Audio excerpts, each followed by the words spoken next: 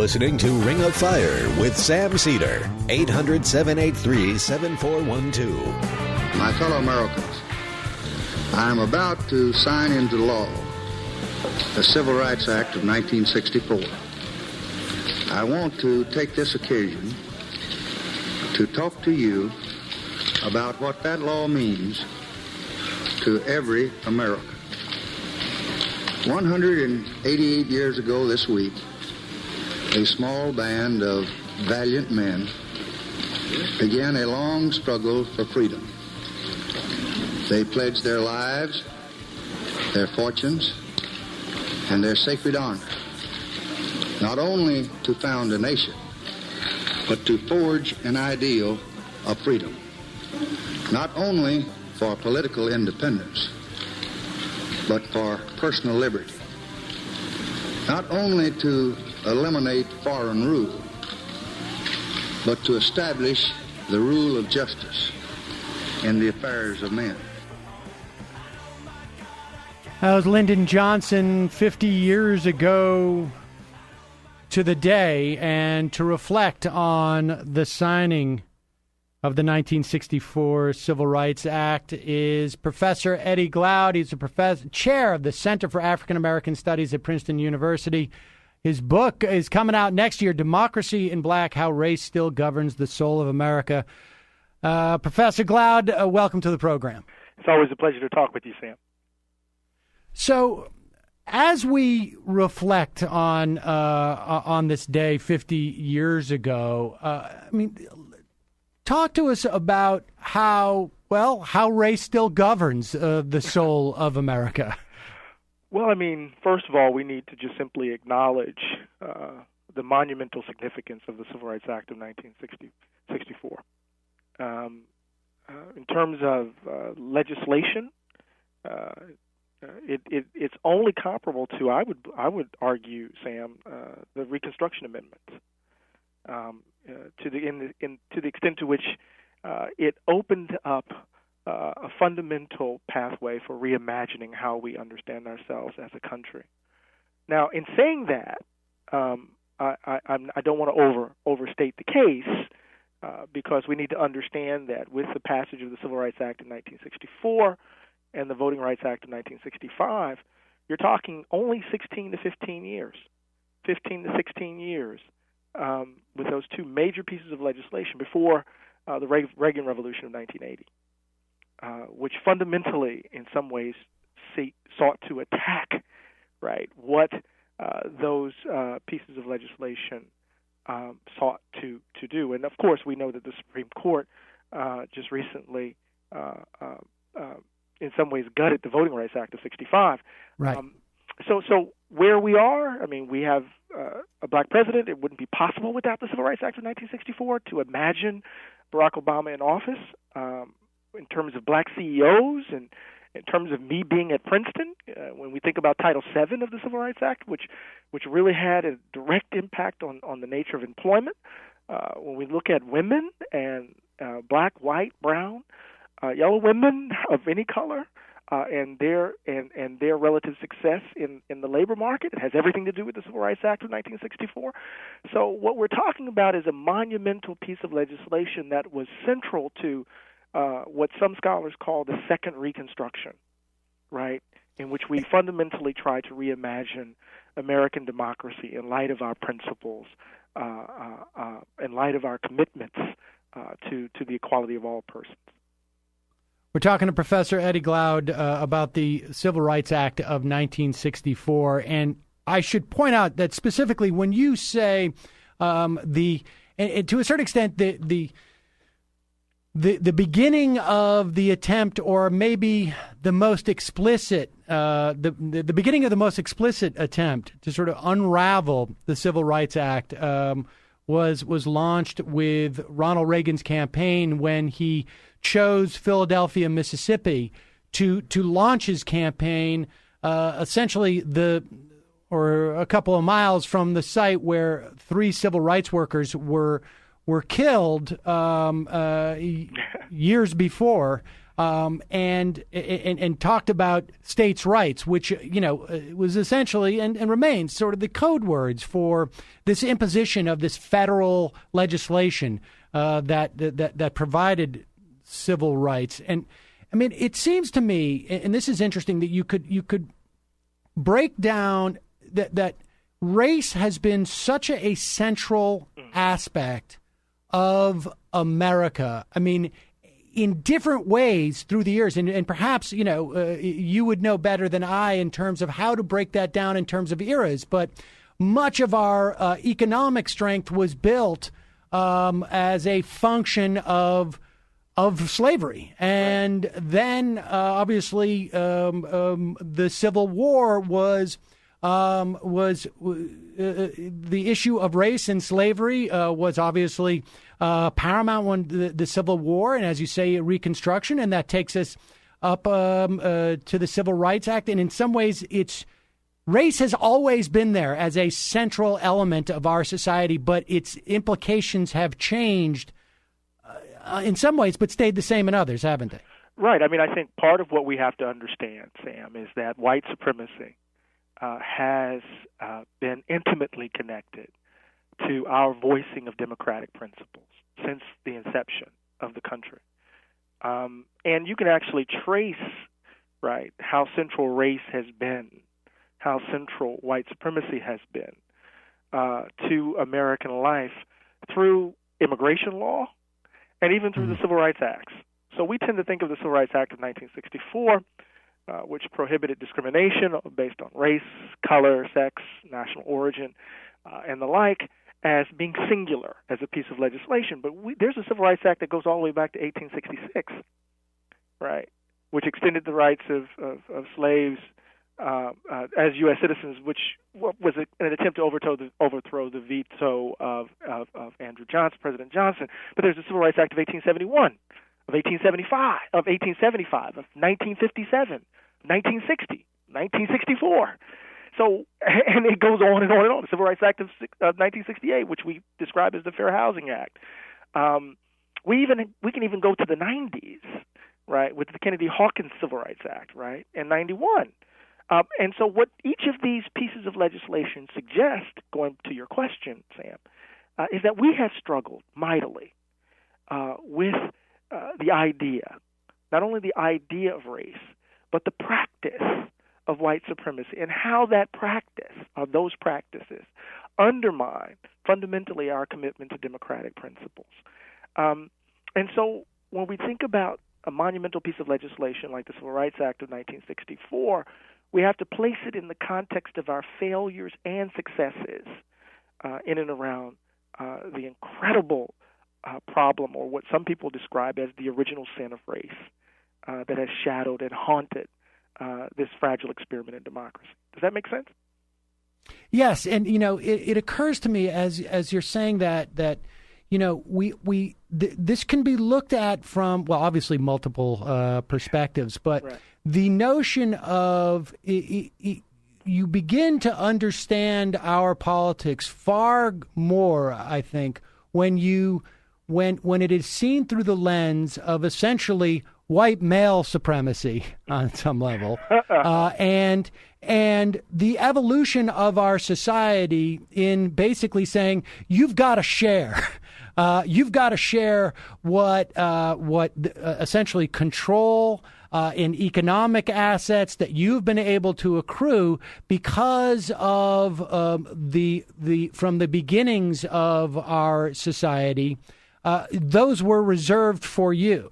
And so on some level, it even, frankly, there's we see the vestiges of it in every aspect of our politics, and even arguably in the Supreme Court ruling, the Hobby Lobby case on some level. There is still this sort of. The irony of the Hobby Lobby case is that the religious right and conservatives have taken up the kind of language and the frame of the argument of the civil rights movement as a way of defending their own provincialism, as a way of defending their own desire to exclude in some ways. It's just one of the ironies of the moment. It's almost as if, in terms of questions, with regards to questions of race, we live in a kind of bizarro world, right, where things have been flipped and they just simply don't make sense. When we think, I was as you were talking, I was just thinking about a recent Pew study where 63% of Americans believe that the conditions of black folk in the country are a result of their own doing.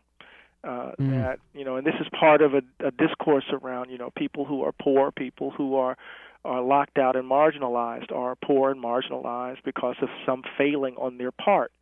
And all of this has something to do with our refusal to see the kind of structural and historical legacies, right, of discrimination that have benefited the few and have punished the many. And this is particularly true, Sam, with regards to racial matters in this country. And we might pat ourselves on the back, but I think it's important for me to reinforce the point. It was only 16 years after the passage of the 1964 Civil Rights Act. 16 years, the Reagan Revolution swept in. Now, mind you, almost immediately in Atlanta, in Atlantic City, George Wallace was calling for the repeal of the Civil Rights Act of 64. In Atlantic City, the Mississippi Freedom Democratic Party, right, with Fannie Lou Hamer and those soldiers of SNCC and those sharecroppers in Mississippi were challenging the Democratic Party to live up, right, to its principles, right, or at least its stated principles, and they found themselves rebuffed, right. By 64, July of 64, Harlem explodes. So it's not just a Southern issue. Harlem is burning. 65 Watts is burning, right? So we can laud the importance of the Civil Rights Act of 1964. We can talk about how it fundamentally changed the landscape, made possible people like me and Barack Obama. We can talk about how its provisions, right, provided resources, tools for folk to fight the fight on the ground. But it doesn't mean, right, it doesn't follow from that, Sam, that there was that we got rid of any vestige of white supremacy in the country, because we're living with it today. Indeed. We're going to take a break, Professor. When we come back, I want to talk about sort of a notion of what happens in the next 50 years. Okay. I'll give you a little time to formulate an answer. We're talking to Professor Eddie Glaude. He's the chair, Center for African American Studies at Princeton University. Sam Seder, Ring of Fire. We'll be right back. The phones are hot on Ring of Fire. Call Sam now. 800-783-7412.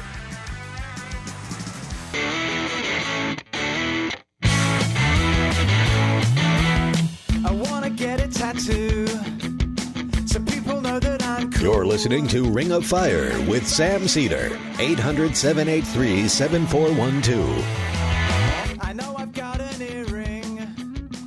On the phone, Professor Eddie Glaude. He's the chair of the Center for African American Studies at Princeton University.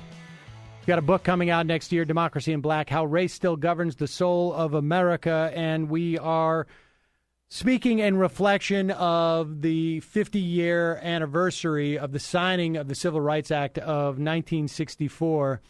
And Eddie, before we broke, it seems to me that race now plays out as a mechanism, at least within the context of our politics. And obviously there are so many other issues that affect people who are not white on a daily basis. But in the context of our politics, it is used, it seems to me, as a mechanism to maintain some type of economic power for a set of people that aren't necessarily defined by race per se, although there's probably that Venn diagram is probably pretty close. But give me a sense of where you think we go from here. I mean, so much, it seems, has been churned up by the idea of having a black president that it's almost as if it sort of rototilled some up of some of this ugliness that was probably just below the surface anyways. Right. I think part of what describes our moment, Brother Sam, is that, we live in this kind of supposedly colorblind or post-racial era or moment, or age. And really, this is just simply the latest way in which white supremacy does its work. Right now, we can't name it, right? So one of the interesting features of the contemporary political landscape, is that black suffering is, for the most part, rendered invisible.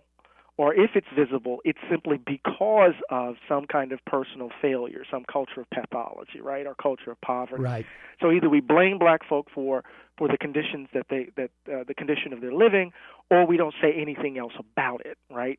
And then what we find on top of that is a kind of looseness with regards to the rhetoric. I mean, people like Rush Limbaugh, Ann Coulter, Sean Hannity, we can go on, the Fox News machine, the conservative talk show radio host who can kind of trade in all sorts of racist, really silly, and in some cases just plain old stupid and ignorant comments.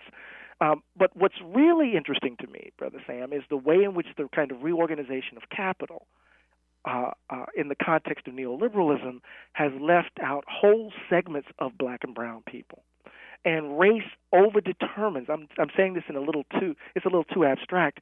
Race complicates, right, compounds the misery of folk who are on the margins of the economic system. So you can have some black folk like me, right, who can get who can have comfortable jobs at Princeton, or you can have a black president, right? But race is still operating in the labor market. Race is still functioning in healthcare delivery service. Race is still functioning in the education domain, where people are being locked out systematically, right, because of the color of their skin and because where they happen to be born.